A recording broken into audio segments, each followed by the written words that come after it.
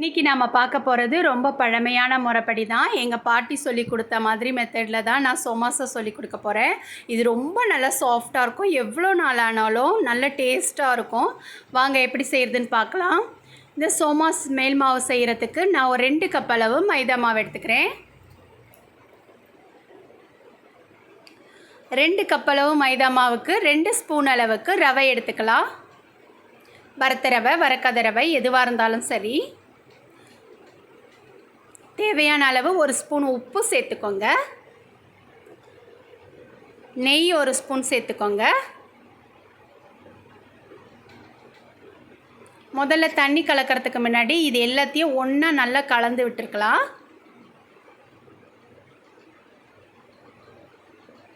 எல்லா பக்கமும் படுற மாதிரி நல்லா கலந்து விட்டுடணும்.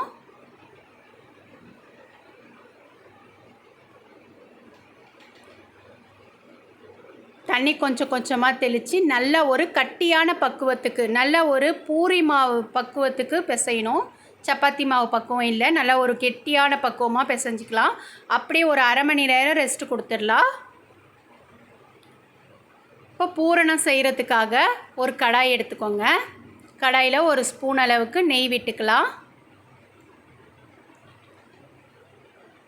ரவை 1 ஸ்பூன் சேர்த்துக்கோங்க. ரவையை நல்லா வறுத்து எடுத்துக்கோங்க. அந்த நெய்யில் நல்லா வாசனை வர அளவுக்கு நல்லா வறுத்து எடுத்துக்கணும். இப்போ அதே கடாயில் மறுபடிக்கும் ஒரு 2 ஸ்பூன் அளவுக்கு நெய் விட்டுக்கோங்க. நான் கொஞ்சம் முந்திரி எடுத்துக்கிறேன். ஃபஸ்ட்டு முந்திரியை வறுத்துக்கலாம்.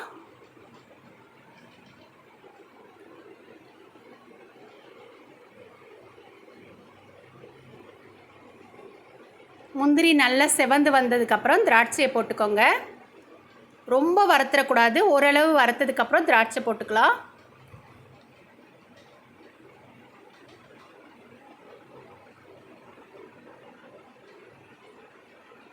இப்போது இதில் நாம் தேங்காய் துருவல், தேங்காயை மிக்ஸி ஜாரில் சேர்த்து பொடியாக துருவக்கூடாது.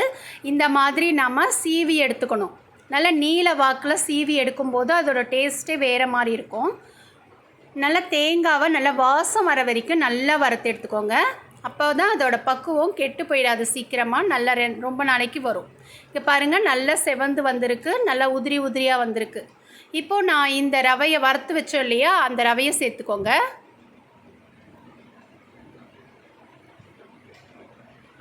இப்போ இதில் நாம் சர்க்கரையும் சேர்த்துக்கலாம்.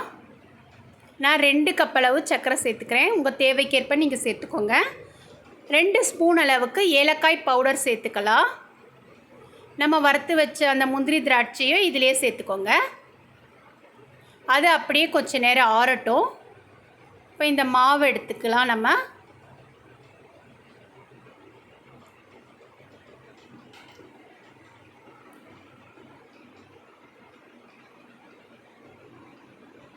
இந்த மாதிரி நீல வாக்கில் திரட்டி எடுத்துகிட்டு நம்ம கட் பண்ணும்போது ரொம்ப ஈஸியாக இருக்கும்.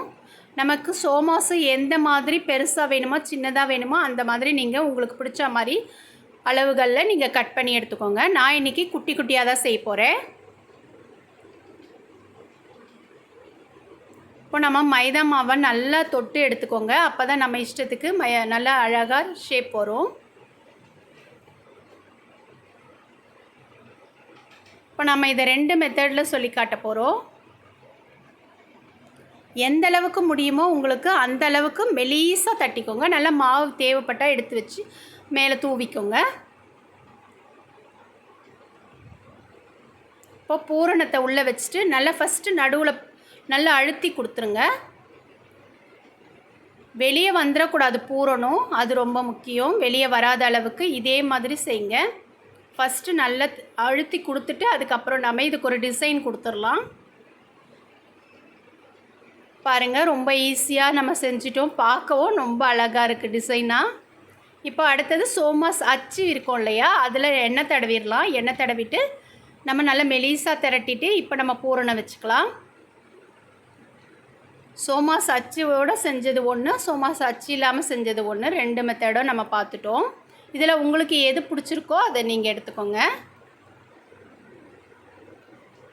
இதே மாதிரி நம்ம எல்லாத்தையும் செஞ்சு கொண்டு வந்துடலாம்.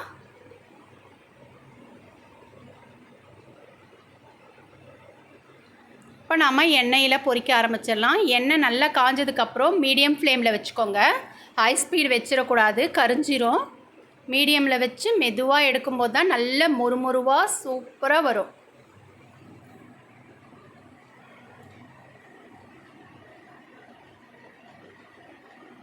எண்ணெய்க்கு தக்கவாறு நீங்கள் அழகாக போட்டுக்கோங்க. அதிகமாக சேர்த்துட வேண்டாம். அப்போ தான் எல்லா இடங்களிலையும் பட்டு நல்லா செவந்து வரும். இப்போ நல்லா செவந்துருச்சு, திருப்பி போட்டுக்கலாம்.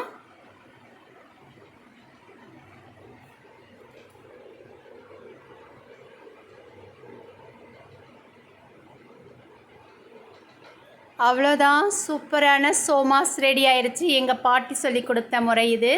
இது ரொம்பவே டேஸ்ட்டாக இருக்கும். இப்போ நிறைய மெத்தடில் சோமாஸ் செய்கிறாங்க. ஆனால் இந்த மாதிரி நீங்கள் செஞ்சு பாருங்கள்.